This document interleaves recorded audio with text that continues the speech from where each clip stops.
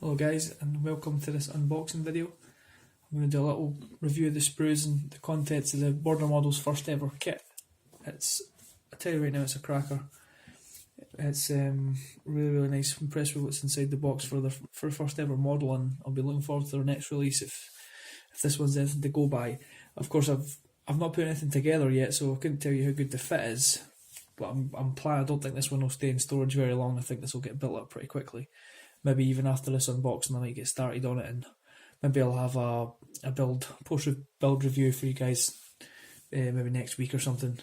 So I might as well just get a look around the box and see what you guys think of it.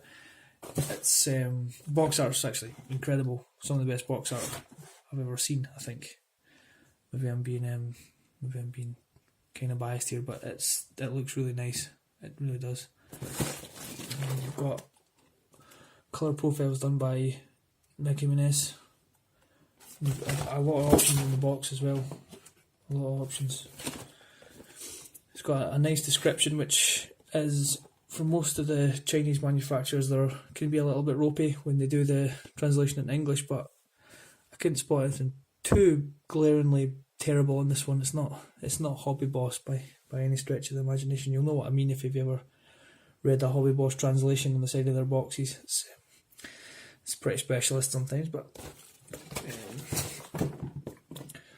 that gives you a good indication. Yeah, so basically my box was damaged in transportation from China. I picked this kit up for about £30, £31 something, which I thought was pretty reasonable, especially once you see inside the box.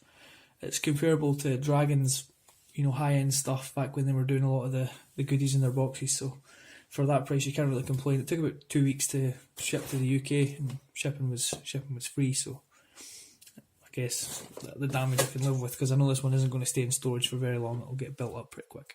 So we'll get it opened and see what we think, alright?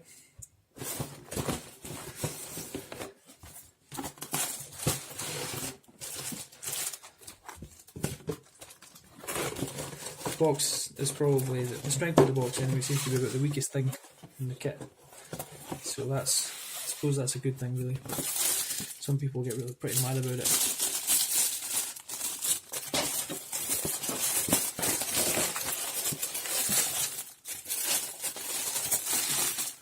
What I'll do is I'll get all these bags open and we'll have a look, see what they're all like. And we'll look at the instructions and stuff first and foremost. I'll maybe pause the video and I'll open up all the bags, and then I'll come back and show you again what it's like. You get this little freebie hobby knife.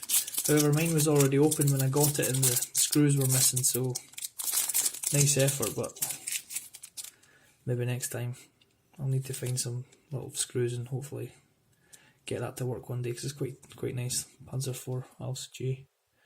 A little image of it on there. See if that thing will focus on it. Can't get it to focus on there, but you might need to take my word for it that it is in fact a Panzer IV G. Come on, camera.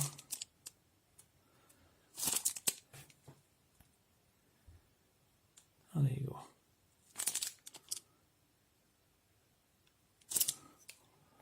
Got a little metal gun barrel, which is all in black, so it's like pre-primered, which is quite interesting.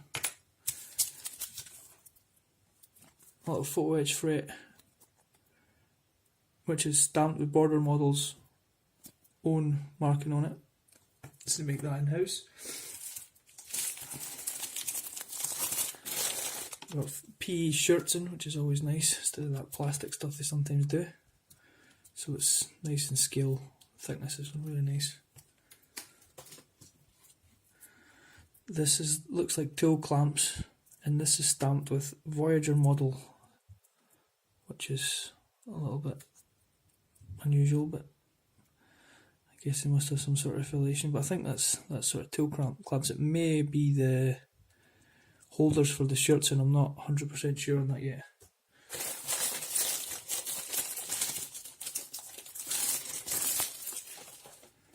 I've got the little smoke dischargers in brass, which is nice.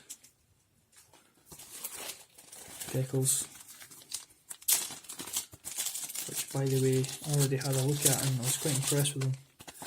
They're extremely thin, so that's, I don't know if you can see that, you can hardly see any thickness on there.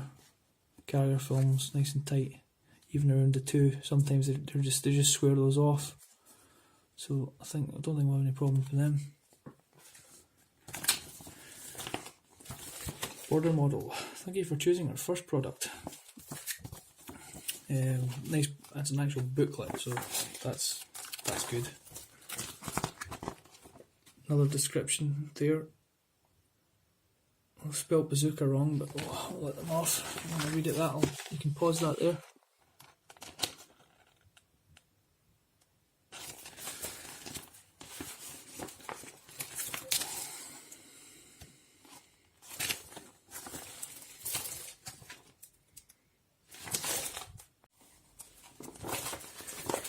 Another thing I was quite impressed with was I've got some nice zoomed in images of the build process, how things should be done. Copper PE plastic parts, it says. So it's got the assemblies of the optional parts, so that's your T34 tracks and jerry cans and spare wheels bucket. Nice inclusion there. It's assembling the lower hull. A few steps into that.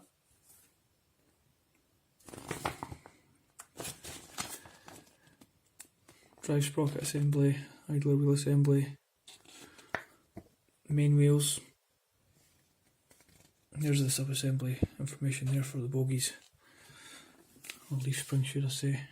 Here's the rear plate going on. Again, sub-assemblies are below it for the exhaust and the like there. More wheels and sprockets going on.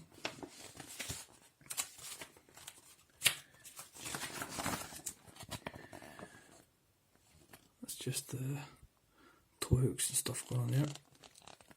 The side fenders, spare tracks going on, all our tools and clamps.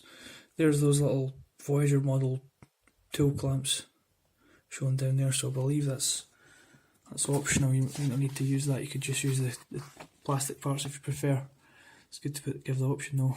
In some region the resolution's changing their picture, but I guess it's because it's a wider, just putting on the sub-assembly so it doesn't need to be so zoomed in. I don't know why they chose to make that, but it's kind of ugly. But this is just the front additional armour going on. It says optional parts, so I'm assuming that's for different versions. So you need to just check your references there. More stuff at the front plates, spare track links, all that going together on the front. All looks pretty nice so far. The optional parts again, so that's different armour plating, bolted on stuff and welded on stuff. Hatches, again, that strange resolution again for the, I don't even know what I would call that, top of the hull going on, yes. Tracks going on. So they're Lincoln length, so those will be fairly straightforward, I would hope. I'll know more once I start the build. Shirts and brackets going on, more tools, shirts and brackets for the right hand side. Shirts in, move on to the turret.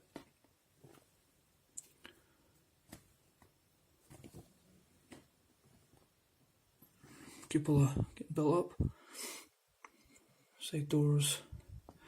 There's the options for the smoke launchers, options for the metal gun barrels and muzzle brakes. Two different muzzle brakes.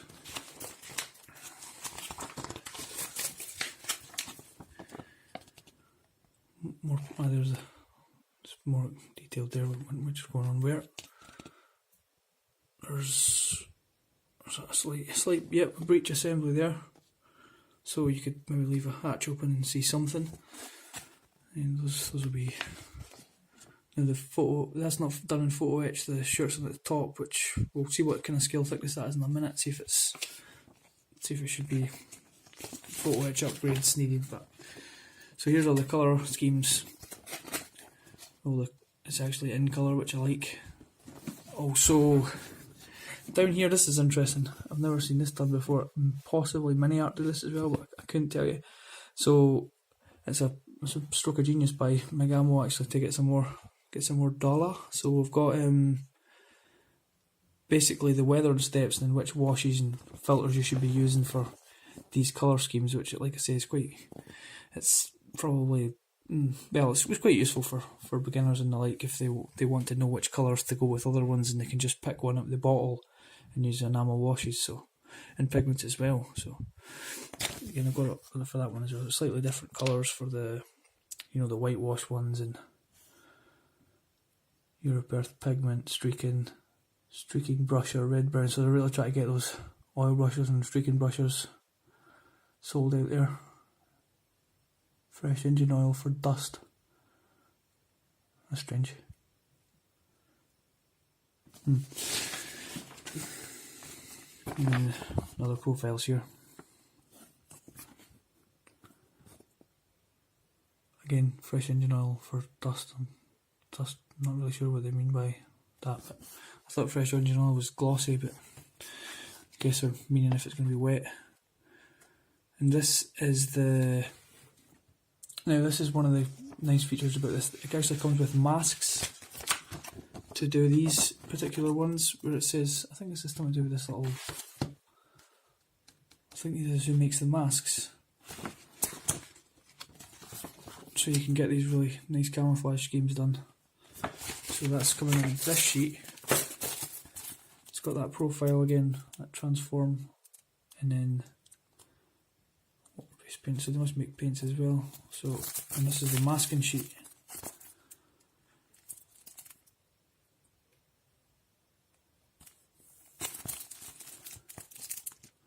I think it's just one page. Yeah, it is. It's just one page, but in fact, you know what? I'm going to open that.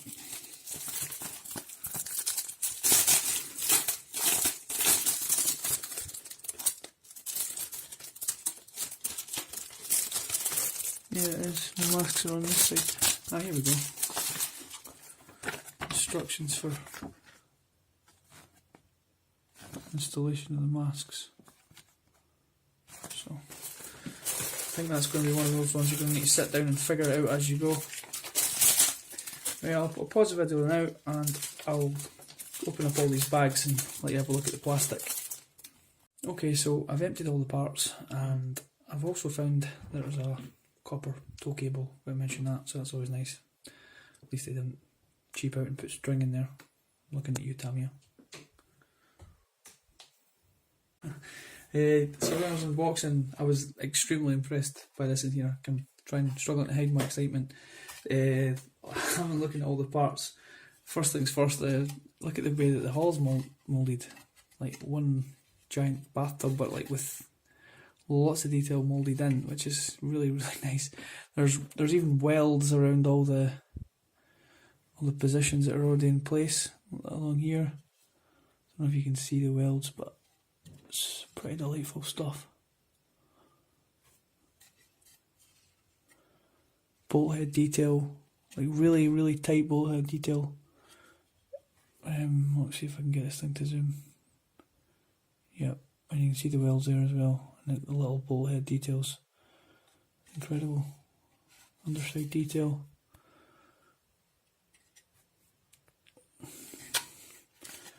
The hull's impressive. I just hope the fit's good. It's good, half as good as the detail. We should be laughing. Fenders are nicer detail, top and bottom.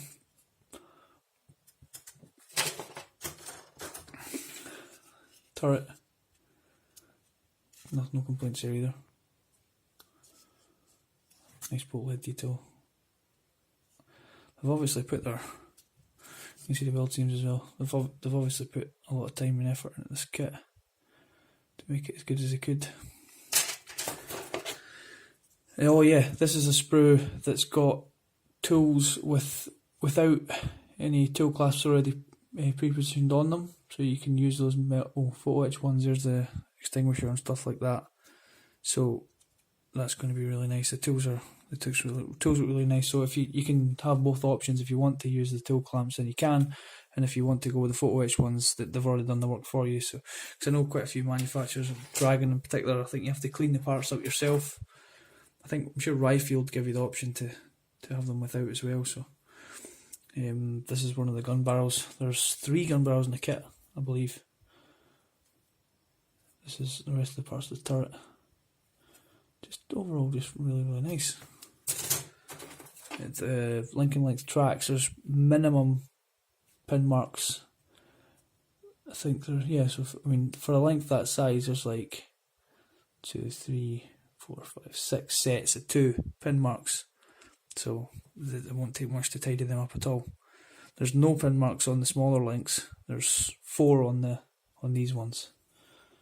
So it's looking like a really nice, careful job. The connection points look fairly well thought out so far. Again, I'll know more once I attempt to build, and I think the more I look at this, I'm tempted to get onto this ASAP. I think this deserves a build up since it's a new manufacturer. The moulding on the tyres is good.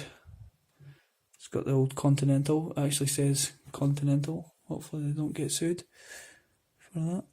Let me see if there's any spelling in it. No, it definitely says Continental. Yep.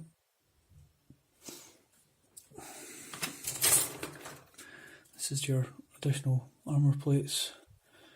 Those are the bits that go back below the engine vents, I believe. Turret basket, nice bolt head detail.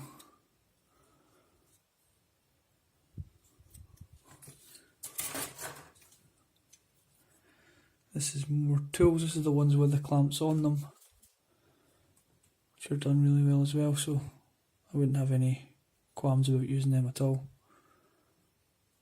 Gun cleaning rods look nice. Jack blocks got really nice textured wood on them. The snips, wire cutters are really quite fine with the little brackets that they sit in, moulded in place and moulded really well. Muzzle brake,